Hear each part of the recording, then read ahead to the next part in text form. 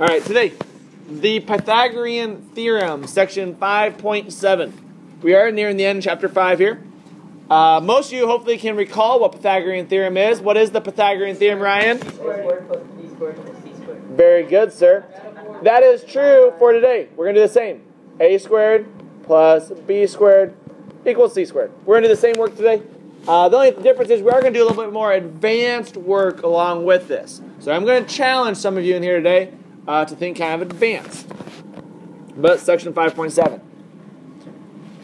Vocabulary here. Pythagorean triple, or a lot of times called Pythagorean triplets. Pythagorean triple is a set of three non-zero whole numbers, a, b, and c, such that a squared plus b squared equals c squared. Here are three examples of Pythagorean triplets. The first Pythagorean triplet is the numbers 3, 4, and 5. And why is it a Pythagorean triplet? Because 3 squared plus 4 squared equals 5 squared. It comes out true. Pythagorean triplets are numbers that will always be whole numbers, and they will be true for a, b, and c, such that a squared plus b squared equals c squared. I have a whole slide later on devoted to 12 of the most common ones. You will want to know those. 3, 4, 5 is a very common one you will want to know. Okay. 5, 12, 13, 8, 15, 17, those are all common ones. Can anybody give me another Pythagorean triplet they can think of off the top of their head? Troy? Oh, I don't want that. Camden? 12, 35, 37. Huh, did you look off the slide? No. Yeah? No. Okay. Yeah, you can get those. Another way to get to multiples of these is if I take all those times 2. So if I take 3, 4, and 5 times 2, I get 6, 8, 10. 6, 8, 10 is a Pythagorean triplet. If I take it times 3, I get 9, 12, 15. That is a Pythagorean triplet. All those are Pythagorean triplets. Okay. And then a right triangle, A, B, and C. Okay. C is always my hypotenuse. C is always opposite of the right angle. Recognize that. Next page here.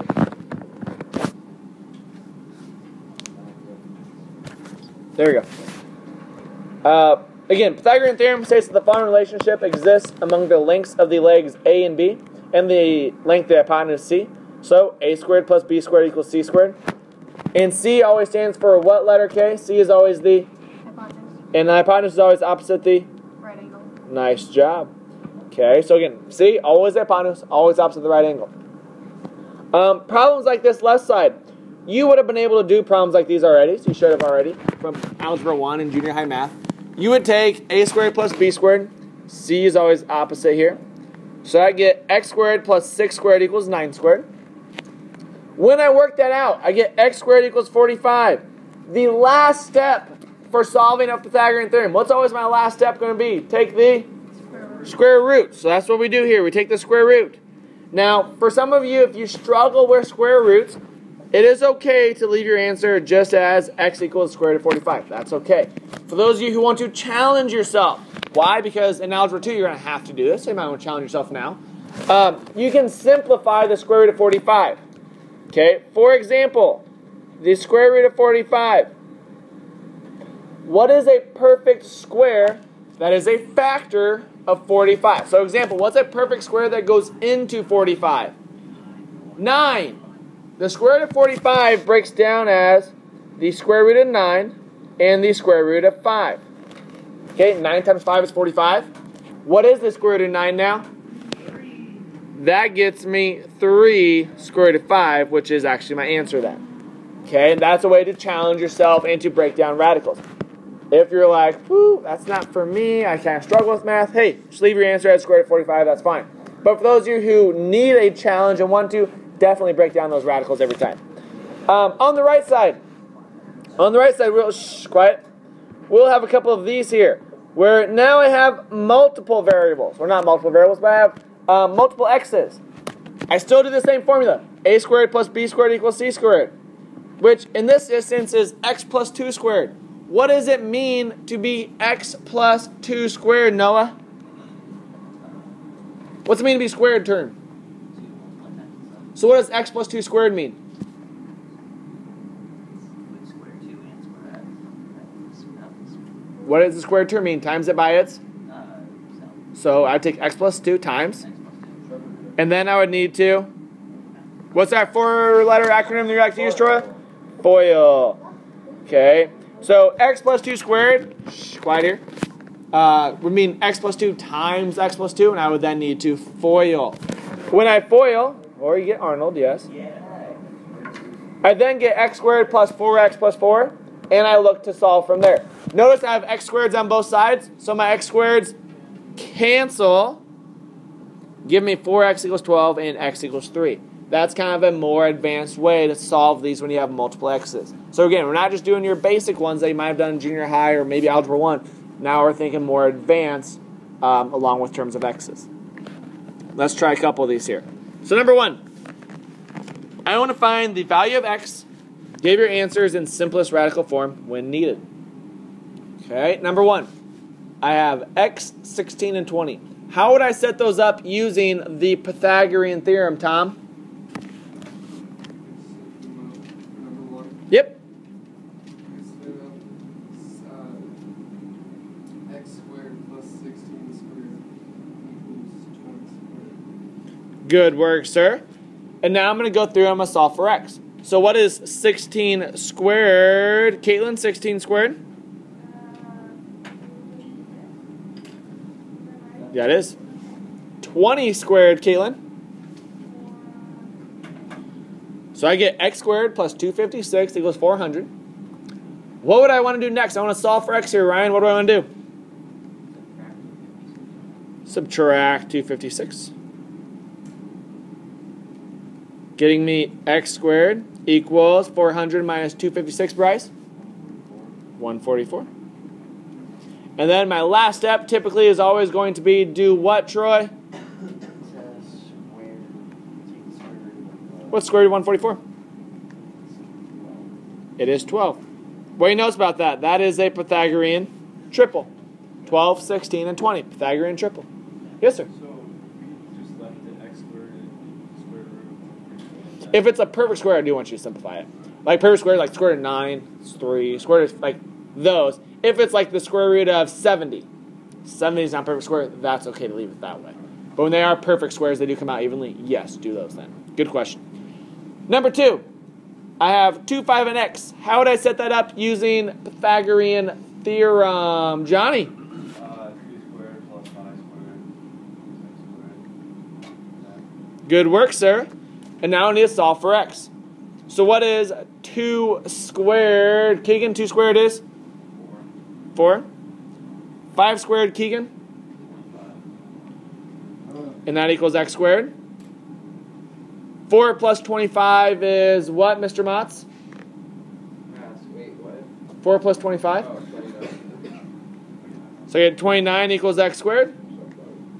And the last step, always take the square root. Now, is there a square root of 29? No. Is there a perfect square that goes into 29? No. So our answer here is actually x equals the square root of 29. So this is one, Gabe, where you would want to leave just as a radical, because you cannot simplify this one at all, actually. What? Like if you get a decimal, you mean? I want to leave it as a radical, actually. If I ask for a decimal, yes. But as a radical right now, we're going to leave them as radicals. No, 4 times 5 is 20, but that's 20. Number 3. Let's look at number 3 here. How would I set up number 3? KZ?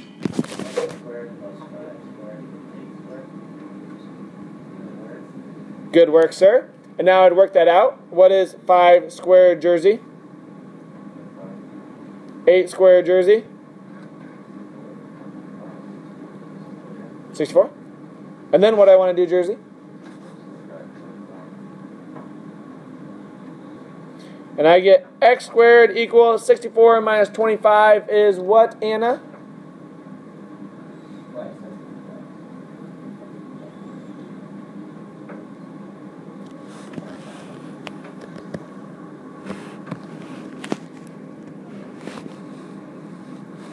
$39. And my last step is always take the what, Tyler? Does anybody know what the square root of 39 is? Yeah. Nope, because it doesn't break down. So my answer here is x equals the square root of 39.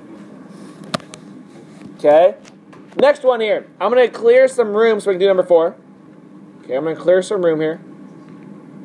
Number 4. How would I set up number 4? Frost, what do you got, man?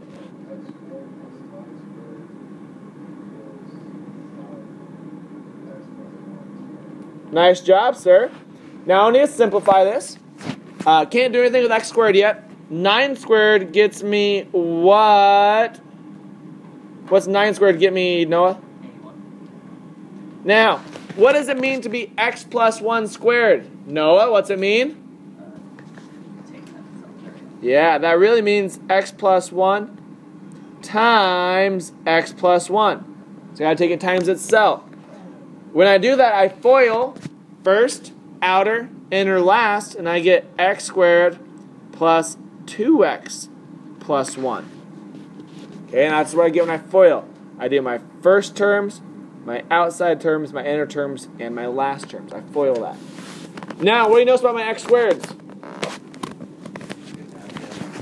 They're on either side, so I would subtract, and what happens then? They cancel. My x squareds actually cancel out, because there's x squareds on both sides. They cancel.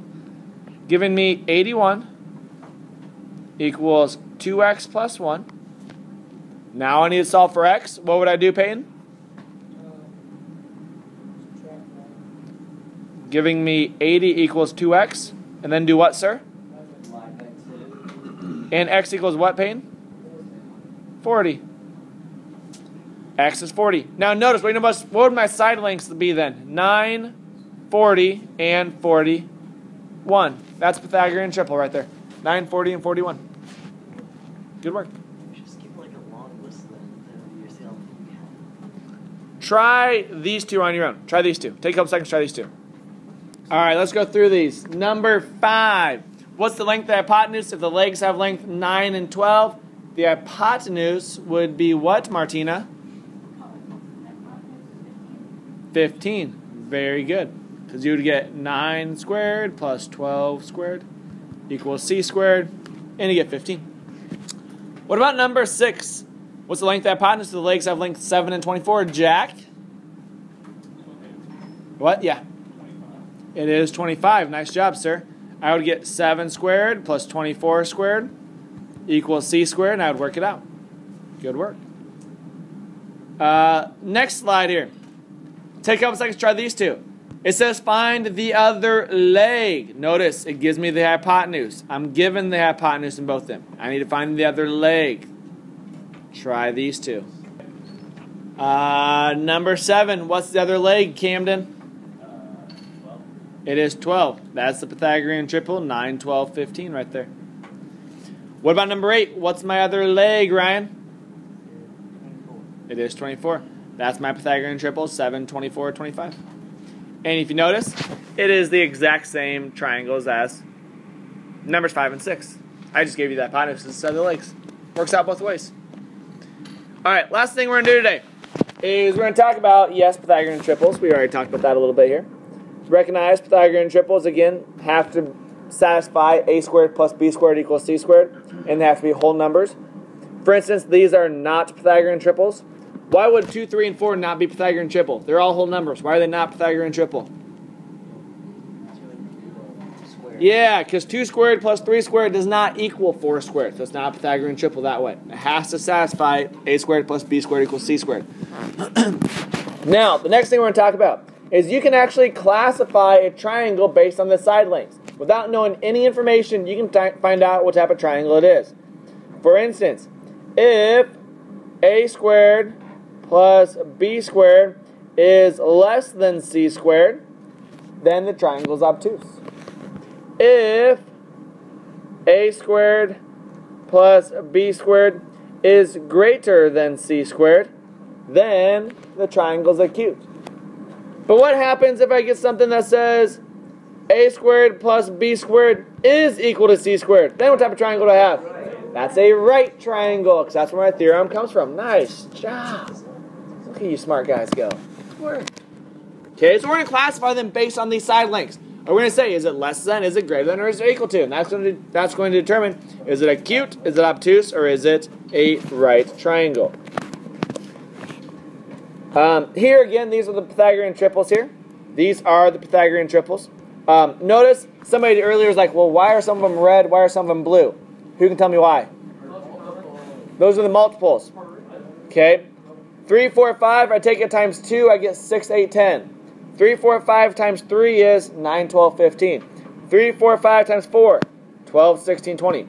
3, 4, 5 times 5, 15, 20, 25. Okay, I can do it all day long for multiples. I can still get Pythagorean triples. And the blue ones, those are common ones as well, times 2. That's a list of the common ones that you will definitely want to know. Those are just sporadic ones. They're not tied together by any means. Sure, do what I can, man. Do what I can. Okay? So,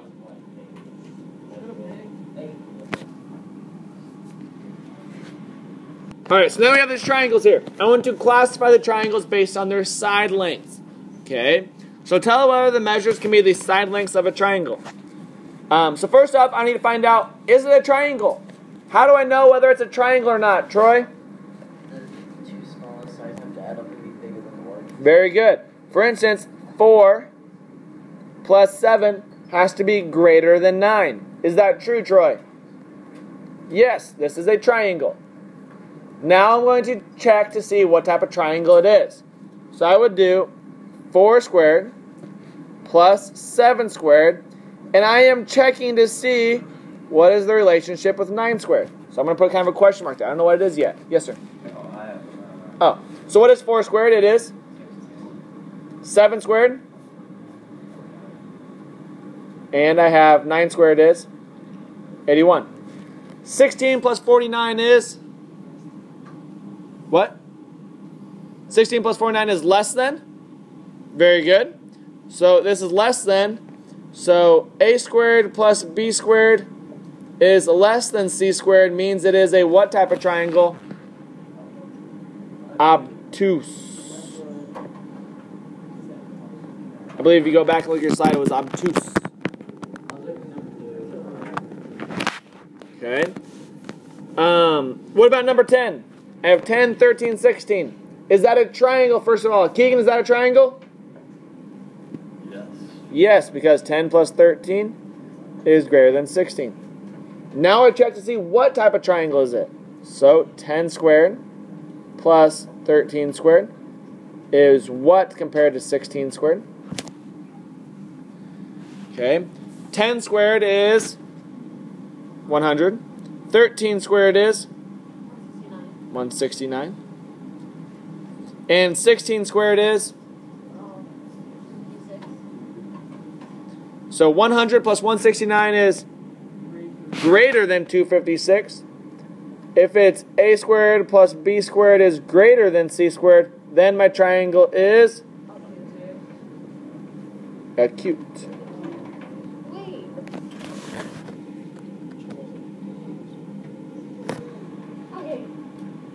It's acute. Right? What about number 11? I have 8, 8, and 11. Is it a triangle, Gabe? Yes, it is. Checks out. It's a triangle.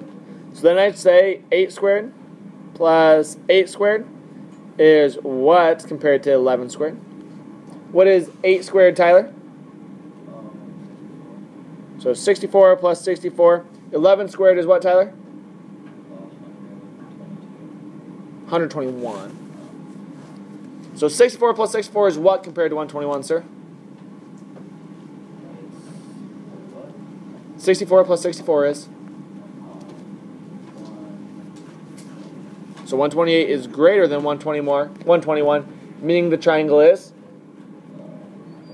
acute. Good work, sir. All right, take a couple seconds. Try these 3 on your own. All right, let's go through these here. Number 12. What type of triangle is number 12, Caitlin? Why is it a right triangle? I agree. Yeah, 9 squared plus 12 squared is 15 squared. They're equal, so that is the right triangle. That's a Pythagorean triple. What about number 13, Johnny? I said no. Doesn't add up. Correct, sir. Number 13 is not a triangle. So you don't even need to classify it. It can't be a triangle. Okay? 5 plus 14 is not greater than 20. So that is not a triangle. Nice catch. And number 14, Mr. Goldap. Obtuse. That is an obtuse triangle. Good work, sir. You know how I knew that? How? Yes. Whatever works for you. Well, it is possible. Here's your assignment.